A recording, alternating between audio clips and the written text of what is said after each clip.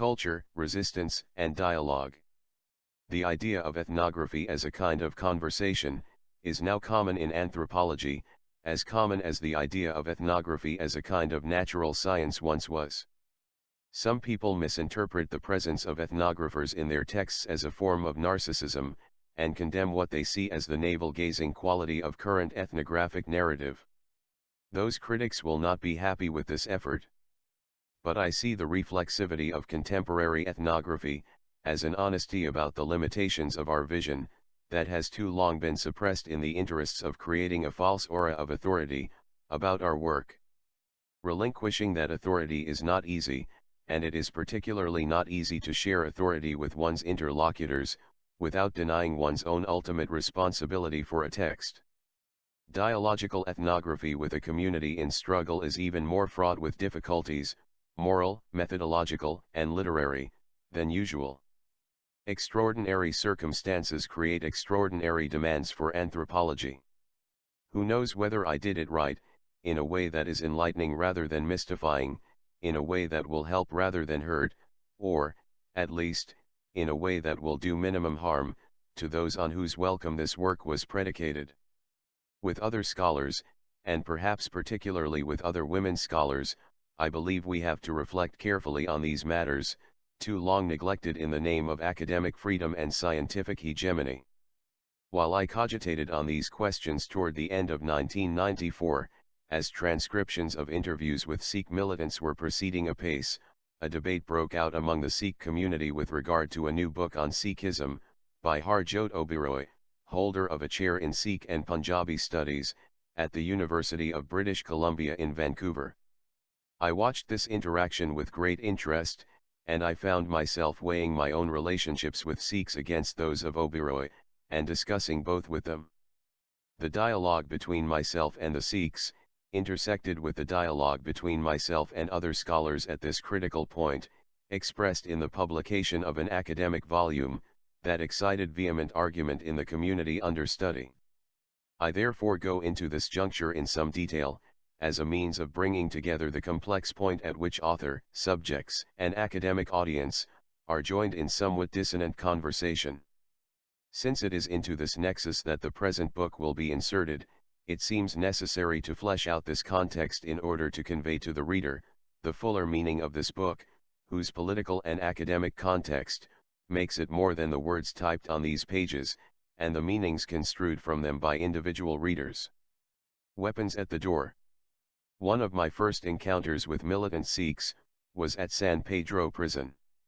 At the main gates of the prison, I, Amarjit, and the other Sikh were asked to remove all metal objects from our persons, including the swords of the two Sikhs. They were loath to part with their swords, and Amarjit indeed had tears in his eyes, as the guard explained to us that even the tiny 1-inch version of the kirpan, often used in emergencies such as this one, was not allowed. In the end, we had to put all our things, my jewelry, their swords, by a pole at the gate.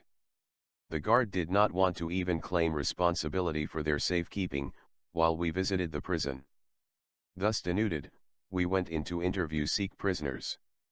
I came to see this initial encounter as a metaphor for much of what passes for dialogue in contemporary ethnography, which I have attempted to move beyond in this volume. In his address to the American Anthropological Association in 1987, Edward Said pointed to the salon-like quality of many current conceptions of anthropology's interlocution with its subjects, possibly stemming from the roots of these conceptions in literary criticism. Quote, "The interlocutor is someone who has perhaps been found clamoring on the doorstep, where from outside a discipline or field, he or she has made so unseemly a disturbance, as to be let in, guns or stones checked in with the porter, for further discussion," he writes. The gentle civility implied by this image of the exchange of ideas, across divides of culture and power, is as artificial and misleading, as the non-dialogic scientism of another anthropology, now criticized vehemently. In the messy, sometimes bloody real world, the swords on the hips of contemporary interlocutors won't be taken off for anthropologists who lack the bureaucratic power of the U.S. prison system. The scrubbed disinfected interlocutor, Saeed continues, is a laboratory creation with suppressed, and therefore falsified, connections to the urgent situation of crisis and conflict, that brought him or her to attention in the first place. We can't learn much of importance from desorted Sikhs, a contradiction in terms for the orthodox, we therefore have to find a way to talk to them with weapons on. This weapons at the door image, concretized for me at San Pedro prison, was in my mind as I pursued a dialogue with Sikhs in struggle. Harjot Oberoi has written a book on Sikh identity, that has prompted nothing short of an uproar among the orthodox. Originally published in India, the construction of religious boundaries had already established itself as an important resource for scholars, and a bone of serious contention for Sikhs, by the time of its North American publication in 1994. The North American Sikh community quickly generated an entire volume of critical response called, The Invasion of Religious Boundaries. Because Oberoi became controversial, I, as a fellow traveler, a member of the same academic tribe, found myself newly challenged by my interlocutors as well. Why should we bother with you, when you might write something like The Construction of Religious Boundaries? Facing these questions, it became critical to me, to find out what it was about Oberoi's work, that prompted such vehemence. The theme of Oberoi's volume, indicated by the subtitle, Culture, Identity, and Diversity in the Sikh Tradition, is the historical pluralism of the Sikh tradition, and the amorphous boundaries between Sikhs and non-Sikhs, up until the early 1900s, at which point his study ends. The diffuse identities subsumed under the general heading Sikh, have been, as Oberoi notes, an area of silence in much religious scholarship, since these various identities do not mesh with the contemporary formulation of Orthodox Sikhism, as described in this volume. What you read in Chapter 2, is a hagiographic, not a strictly academic reading of Sikh history. By contrast, Oberoi follows W. H. MacLeod, in tracing the gradual evolution of contemporary Sikh identity, calling into question contemporary Sikh claims to the separateness of Sikh tradition, and the historical persistence of an identifiable Sikh community.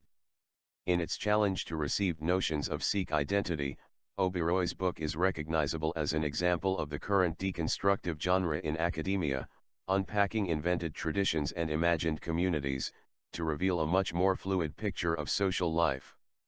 With similar efforts in other religious and ethnic forums, however, Oberoi's work brings forth insistent political questions, that I believe cannot be neglected. Our interlocutors, in any case, won't let us neglect them.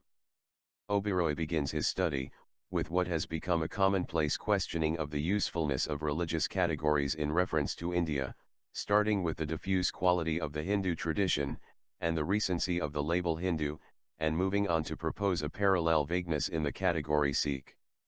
Although it is clear, that the idea of uniform textual communities, is utterly inapplicable to the Indian situation, as Oberoi and others note, the level of conflict among religious groups both historically and presently, suggests some measure of indigenous categorical identification.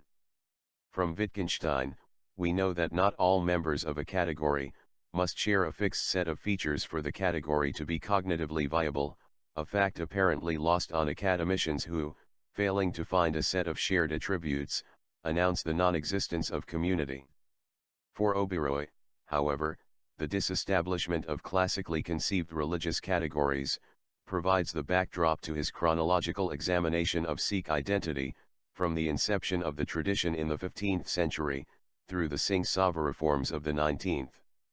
It is only then, according to Oberoi, that we can speak of the Sikhs as something like a demarcated community. This notion is not really new, but Oberoi fleshes out this thesis better than anyone else has done, and the book won a prestigious award from the American Academy of Religion as a result. The central role of the 10 gurus in Sikhism is downplayed by Oberoi, fascinated as he is more by boundary phenomena, by the fuzzy edges of the Sikh arena, than by its center. He treats the biographical accounts of Guru Nanak, for example, as wonder stories, emphasizing the constructed quality of notions about this founding figure of Sikhism, as well as the syncretic quality of the Sikh holy book, The Adi Granth.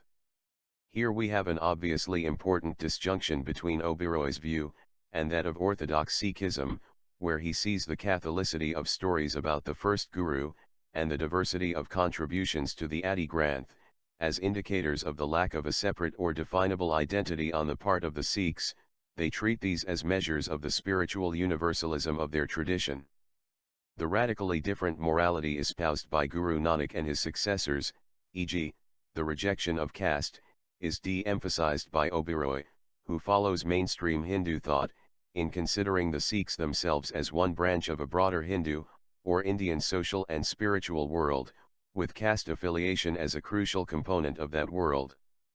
He writes of Hinduism as a large inn, with the Sikhs as one wing, and describes the moral code later articulated by the Khalsa or Orthodox Sikhs, the Rahit, as of the same status as the Dharmas, of various other caste groups in Indian society.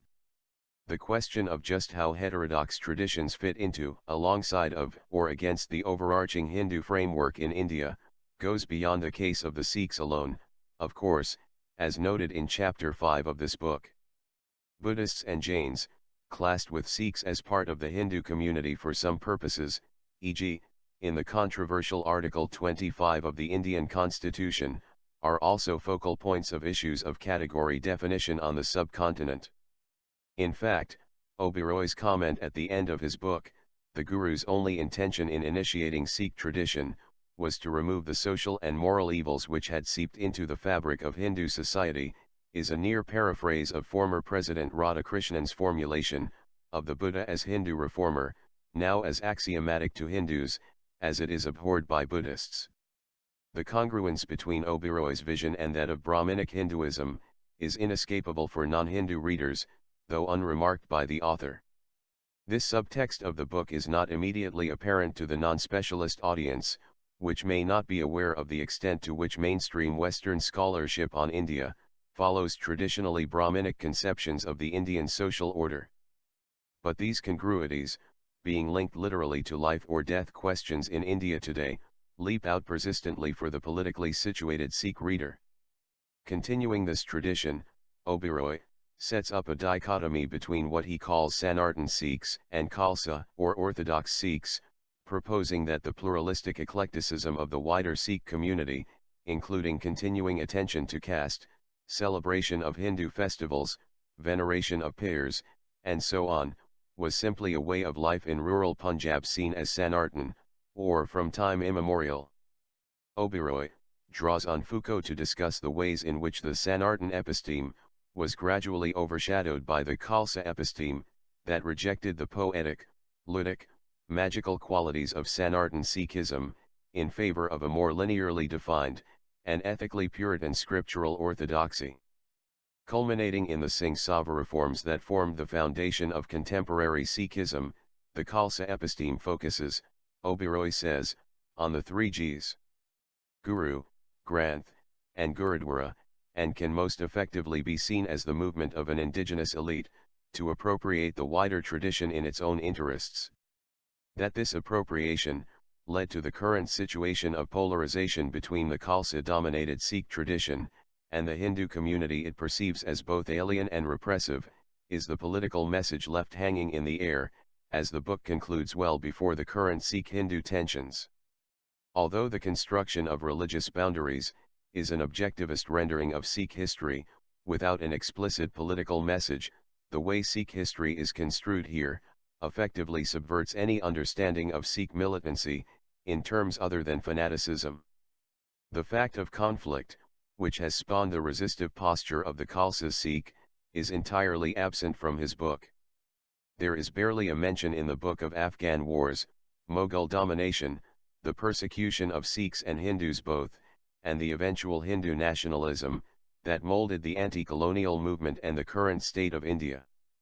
Without the context of this endemic conflict, the formation of the militant ethos that largely defines the Khalsa episteme, is left opaque. We first hear of Sikh martyrs, for example, in the discussion of the distribution of tales about them, by Singh Sabha activists in the 19th century, so that one is left with more of an impression of the propagandistic telling of the stories of martyrs, than with the fact of historical martyrdom itself. It is clear that history gets rewritten, accounts are embellished, put to particular uses, and so on.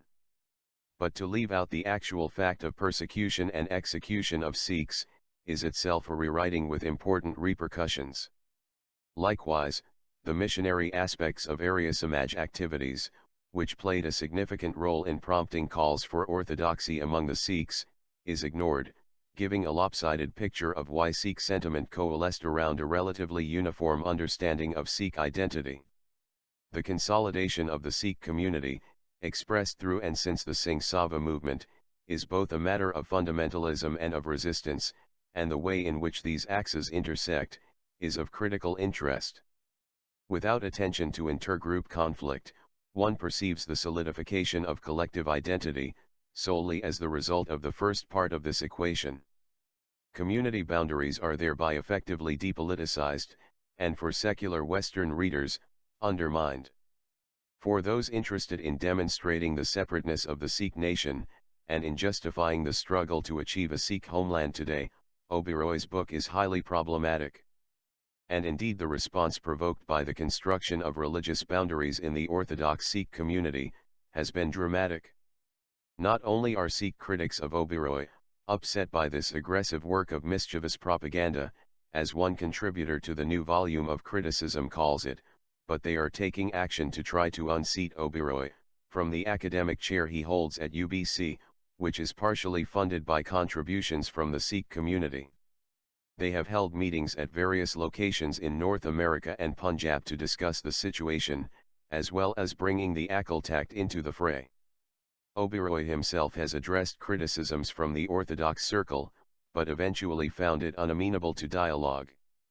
Indeed, the angry calls launched by the most strident, amount to attempts at censorship, and verge on the personally threatening. This is not the first time a dispute has occurred between Orthodox Sikhs and scholars of the Western tradition. Just before the controversy over the construction of religious boundaries, there was a great debate about a PhD dissertation at the University of Toronto, by Pash Oras Singh, a student of Hugh MacLeod's, who was eventually given a penance to perform by the Akal Takht, including cleaning the shoes of Sikh pilgrims. MacLeod has in fact become an epithet of choice among Orthodox Sikh academics, who reject what they see as the disrespect for Sikh belief, from the Western scholarly community. Ernest Trump, a Western scholar of Sikhism of the 19th century, is said to have smoked cigarettes, anathema to Sikhism, while studying the Holy Book. Whether true or not, this image is stamped in Orthodox Sikh minds, as characteristic of the Western attitude toward religion, one devoid of respect for the sensitivities of the faithful. The conversation about Harjot Oberoi, his new book, and his chair in Sikh studies, is going on as I write this, so the outcome is not yet clear. While the debate clearly brings out the dangerously intolerant quality of Orthodox Sikhs, whose ire has been roused, it can also provide an important window into two aspects of current scholarship, that I would like to problematize here. First, is the trend toward the deconstruction of group identities, which Oberoi celebrates in this volume, a phenomenon as repellent to people conceiving themselves as members of the challenged groups, as it is attractive to postmodern academics. Second, is the unwillingness of many academics to engage in dialogue with people who refuse to play the conversation game our way, whose behavior is, as Said says, unseemly, who decline to converse if it means taking off their swords. Because many of those involved in the assertion of political identities today, in fact have swords on, so to speak, i.e., are in the middle of struggle, these two are intertwined. By not talking to Sikh fundamentalists, many scholars of religion fail to grasp the sensitivity to talk of ambiguous identities, that prompts negative reactions to works of scholarship like the construction of religious boundaries. With appropriate care, I believe that the impasse between Harjot Oberoi, a rigorous and innovative scholar, and the Orthodox Sikhs, devout and embattled believers, could have been avoided. Identities imposed and denied. A common theme in current Indological scholarship is the impact of British colonialism on communal identities, typically conceived as quite fluid before the divide and rule strategies of the imperial power, solidified them into the more definable units we witness today. Though this formulation neglects the very real conflicts between religious communities that took place long before the British arrived on the scene with their categorization schemes, it is clear that the colonial differentiation of groups on the subcontinent into martial races, criminal tribes, and so on, had an important impact on the development of contemporary communal divisions, particularly with regard to groups like the Sikhs, who benefited from British patronage, insofar as they retained the symbols of their separateness. We know that the same sort of thing happened in other colonial areas. Tribal divisions in Africa were artificially reified, and anthropologists are now accused of complicity in this, with their overdetermined formulations of the newer, the tiv, the this and that, characteristic of traditional ethnography. Now that the age of colonization is over, the explicit kind at least, anthropology is trying to disengage itself from this heritage by, among other things, rejecting the essentialism of classic conceptualizations of cultures, as definable entities. We are currently interested in flux, ambiguity, the polyphony, or cacophony of multiple voices that speak, or shout across, between, and within traditional boundaries.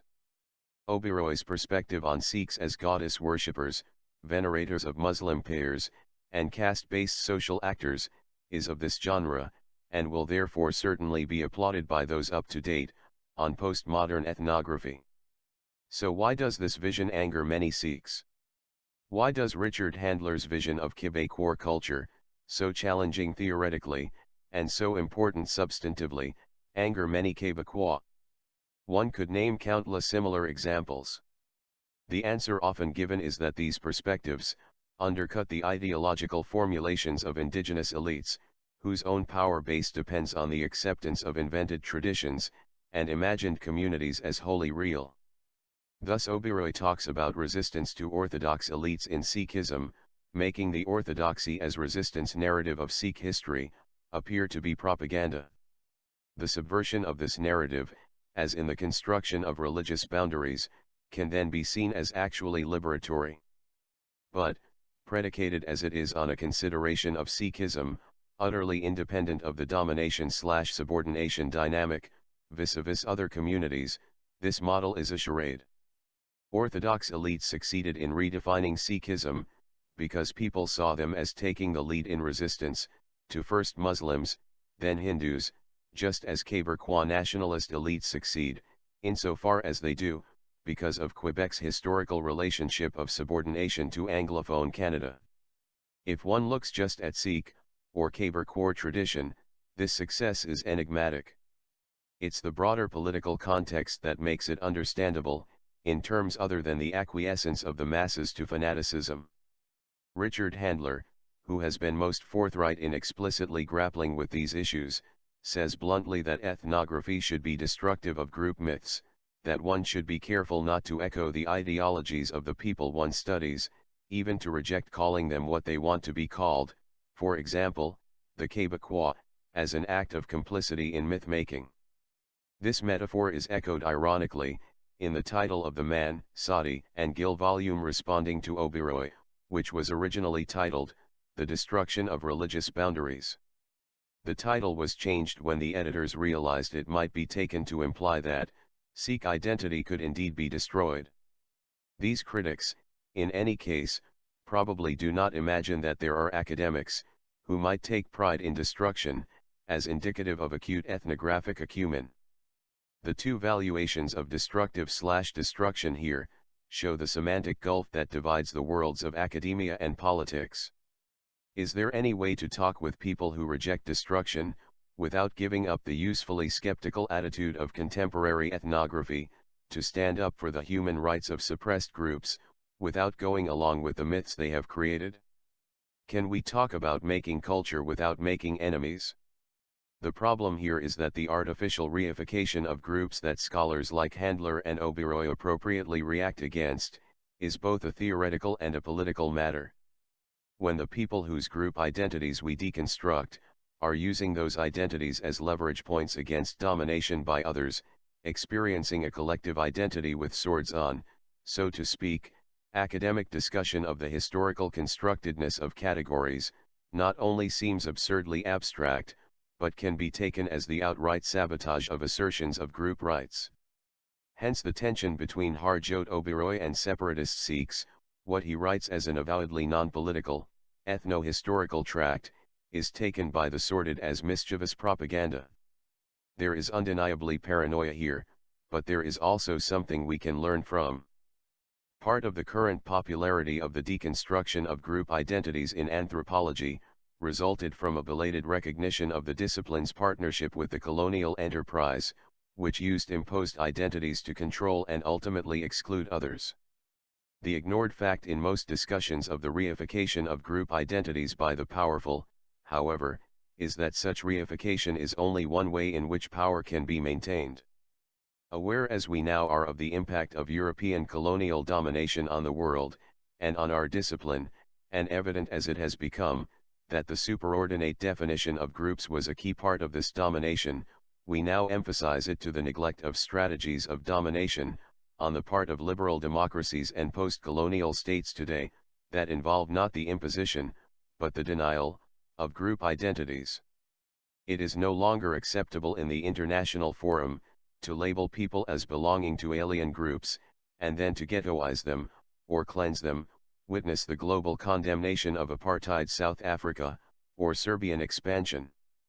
These are easy targets for liberal sentiment, as white South Africans and Serbs assert their power, in the way of colonial or totalitarian states.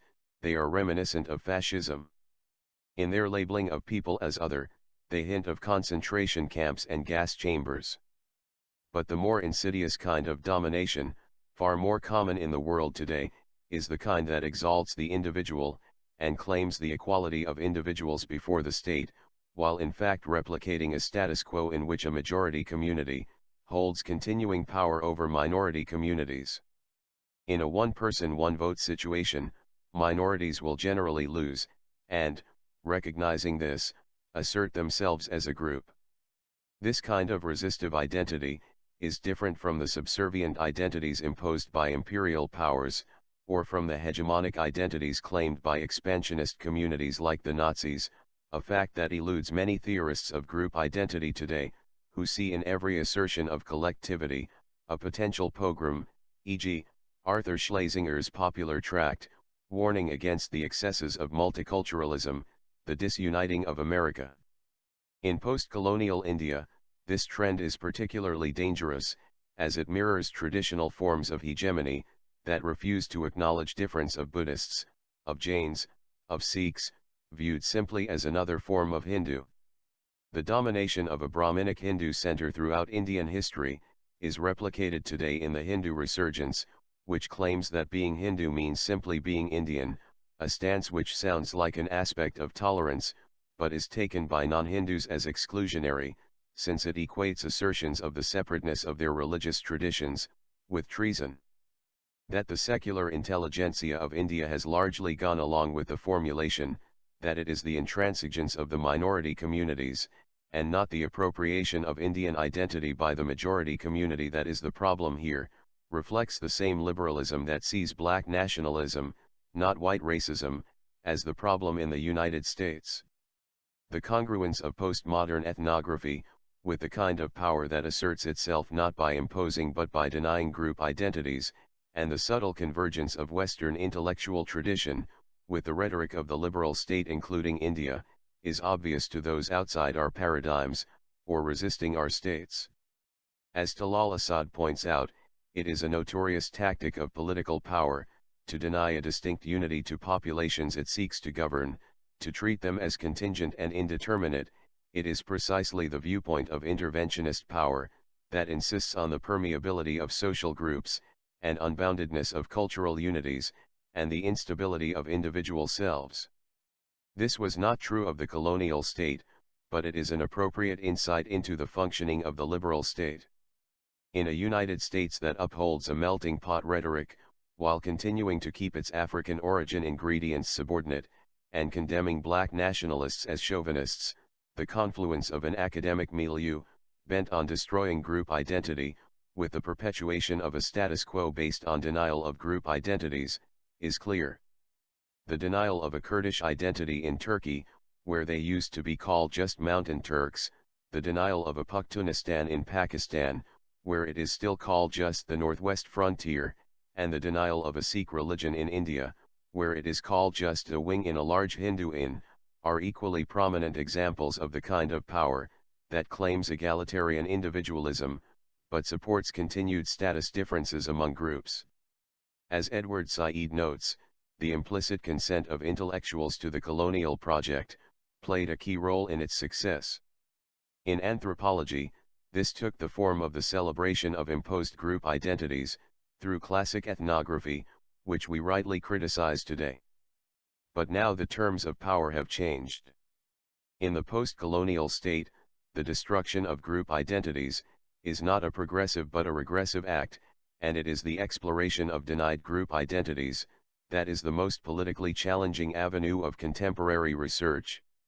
This kind of exploration does not sit comfortably in the current academic literature on ethnic and religious identities, particularly when the identities in question seem to be leading in the direction of national sovereignty, e.g. Sikhs, Quebecois.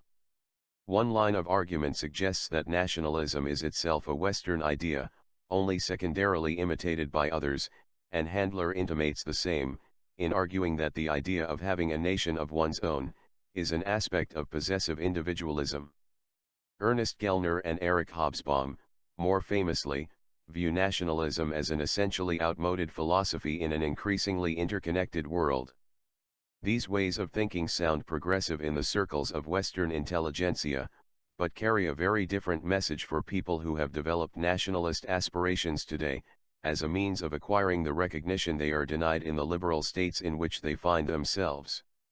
Said observes that there is a marked discomfort with non-Western societies acquiring national independence, which is believed to be foreign to their ethos. Hence the repeated insistence on the Western provenance of nationalist philosophies, that are therefore ill-suited to, and likely to be abused by, Arabs, Zulus, Indonesians, Irish, or Jamaicans. Carol Breckenridge, and Peter van der Veer, in an important book on the predicament faced by post-colonial academics, note that, by deconstructing the categories, we certainly do not dissolve the political realities. The deconstruction of secularism, nationalism, and communalism cannot be separated from an arena in which the nature of the post-colonial state is the subject of violent confrontations. The fact that Orthodox Sikhs now feel wholly alienated from Harjot Oberoi is symptomatic then of the different trajectories being followed by Western academia, especially contemporary ethnography, and minority communities around the world. The rebirth of ethnicity, the revival of religion, and the wildfire spread of separatist movements, are all phenomena which, as they draw our attention in theoretical terms, pull us away from our so-called interlocutors, in political terms. But what shall we do about this widening gap? Is it possible to shout conversations across it?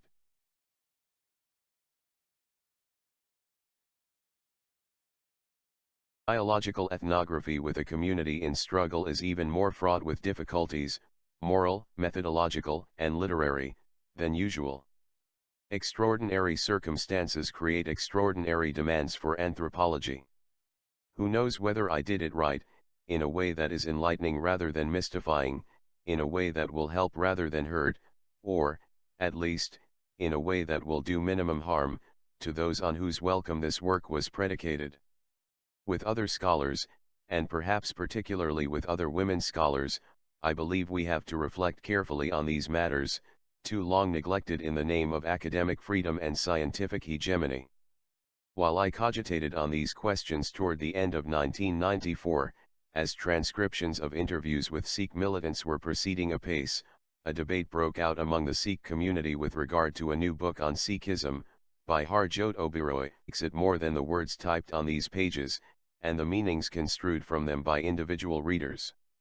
Weapons at the door. One of my first encounters with militant Sikhs was at San Pedro prison. At the main gates of the prison, I, Amarjit, and the other Sikh were asked to remove all metal objects from our persons, including the swords of the two Sikhs. They were loath to part with their swords, and Amarjit indeed had tears in his eyes, as the guard explained to us that even the tiny 1-inch version of the kirpan, often used in emergencies such as this one, was not allowed. In the end, we had to put all our things, my jewelry, their swords, by a pole at the gate. The guard did not want to even claim responsibility for their safekeeping, while we visited the prison. Thus denuded, we went in to interview Sikh prisoners. I came to see this, holder of a chair in Sikh and Punjabi studies, at the University of British Columbia in Vancouver. I watched this interaction with great interest, and I found myself weighing my own relationships with Sikhs against those of Oberoi, and discussing both with them. The dialogue between myself and the Sikhs, intersected with the dialogue between myself and other scholars at this critical point, expressed in the publication of an academic volume, that excited vehement argument in the community under study. I therefore go into this juncture in some detail, as a means of bringing together the complex point at which author, subjects, and academic audience, are joined in somewhat dissonant conversation. Since it is into this nexus that the present book will be inserted, it seems necessary to flesh out this context in order to convey to the reader, the fuller meaning of this book, whose political and academic context, make culture, resistance, and dialogue. The idea of ethnography as a kind of conversation, is now common in anthropology, as common as the idea of ethnography as a kind of natural science once was. Some people misinterpret the presence of ethnographers in their texts as a form of narcissism, and condemn what they see as the navel-gazing quality of current ethnographic narrative. Those critics will not be happy with this effort. But I see the reflexivity of contemporary ethnography, as an honesty about the limitations of our vision, that has too long been suppressed in the interests of creating a false aura of authority, about our work.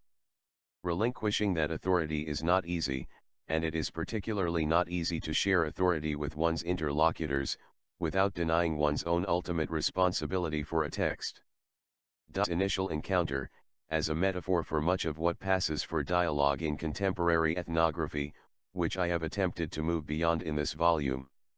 In his address to the American Anthropological Association in 1987, Edward Said pointed to the salon-like quality of many current conceptions of anthropology's interlocution with its subjects, possibly stemming from the roots of these conceptions in literary criticism. Quote, "The interlocutor is someone who has perhaps been found clamoring on the doorstep, where from outside a discipline or field, he or she has made so unseemly a disturbance, as to be let in, guns or stones checked in with the porter, for further discussion," he writes. The gentle civility implied by this image of the exchange of ideas, across divides of culture and power, is as artificial and misleading, as the